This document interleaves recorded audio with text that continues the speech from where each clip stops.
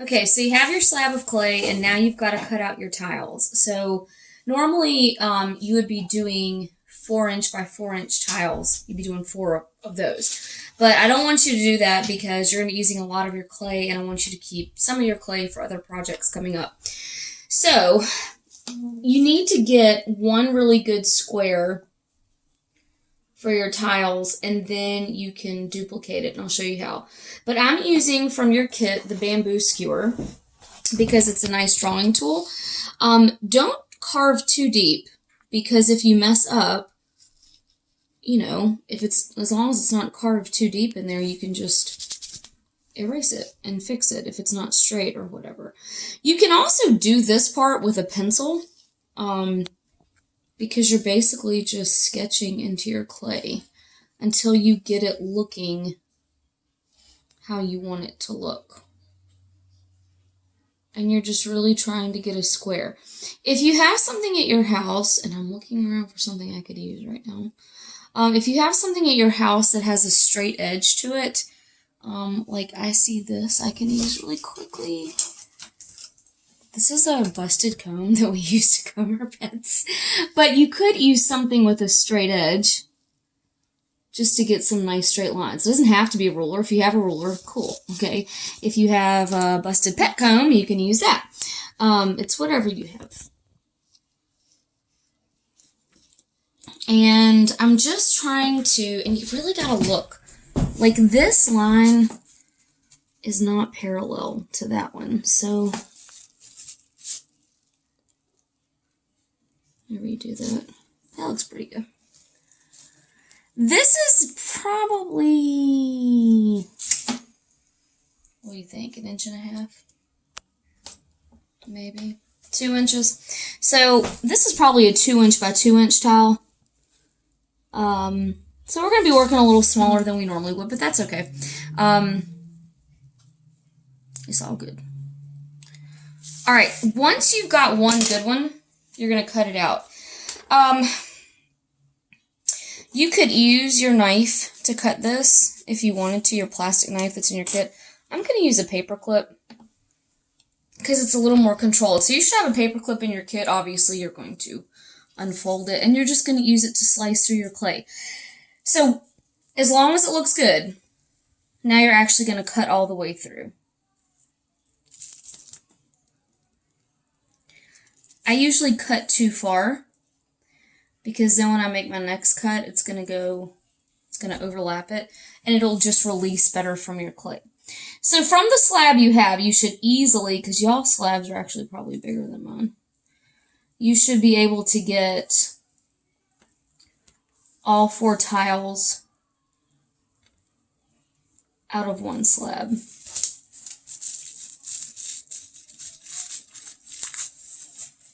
And here it is.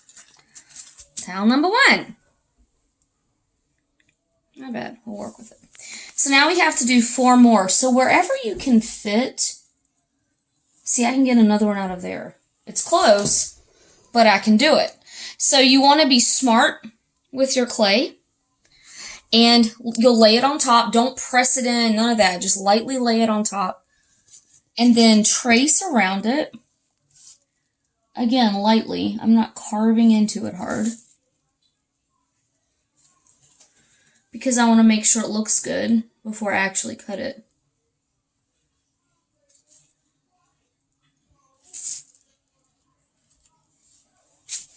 Good enough. Cut it out.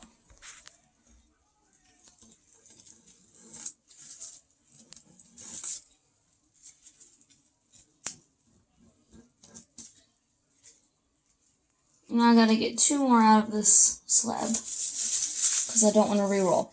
When you cut away pieces like this, go ahead and ball them up. If you set those to the side and you don't squish them up, they will dry out really quickly, and then you won't be able to use them, okay? So now, if I do one here, I can probably get a 4th one here. Look, it's not totally perfect. We'll talk about that later, but it's good enough for now. Alright, so I have these 4 cut out now. I want to point out to you, this one's smaller than these 3. and I don't like it. So what I'm probably going to do here in a second is re-roll just another slab out of this clay. I'll probably squish this one into it. I'm going to do it right now. And then I'm going to re-roll this clay and make a better one. Your clay, when it's plastic, is very forgiving, so just squishing up and re-rolling again takes no time at all. I'm going to set these to the side, and right now I'm going to re-roll and get a fourth one that looks much more like these three. Alright, see, I fixed it. So I made another one. Just going to pop that out. Any extra clay you have right now, squish it up. You can even add a little bit of water to it if you want to. Put it back into your plastic bag. This is incredibly, incredibly important. Press all the air out of it and then seal it. If you do not do this, your clay will dry out, and then you have a big problem because it's dry and you can use it for the next project. So now you should have 4 tiles that are pretty much the same. If you were in class with me, you would have a template that you were tracing, and they'd be much more exact. But as long as they are pretty much all the same size, that's fine. All right? And what you're going to do now, so when you're looking at these, you've cut them out. The edges are kind of messy, and your surface is a little messy. So I wouldn't add a ton of water. Your clay should be fairly plastic because when you wedged it, you should have been adding water into it. So around each edge, you're going to put a little bit of pressure.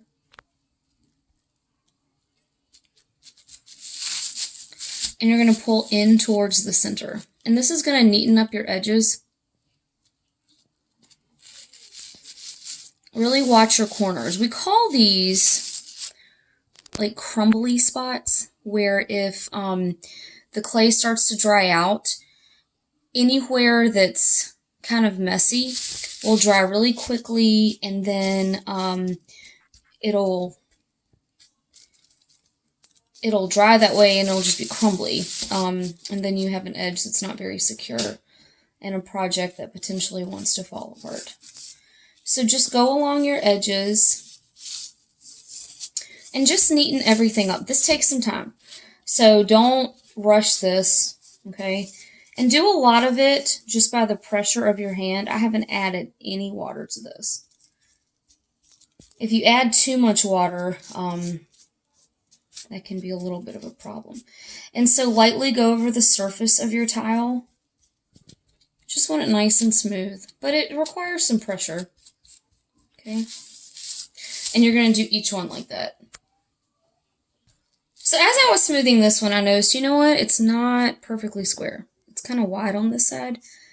You can gently kind of tap it to reshape it. If it's a little bit off, it's really okay. Like I said, in the classroom, we'd be more exact about this. I'm actually smoothing this on the back too, from where I just did that. But if you're kind of, you know, you're worried about it not being exact, it's really okay. But if you do need to make small adjustments, you can do it by tapping the corners. Okay, so here we are. We have them all 4 done. The edges are nice and neat. And when you put them in the 4 square pattern, they should be fairly similar. I actually have one, I think it's this one or this one. It's a little thinner than the others, but looks pretty good. And so now what I'm going to show you how to do is store these. So when we come back to them next class, we will be ready to start the carving process.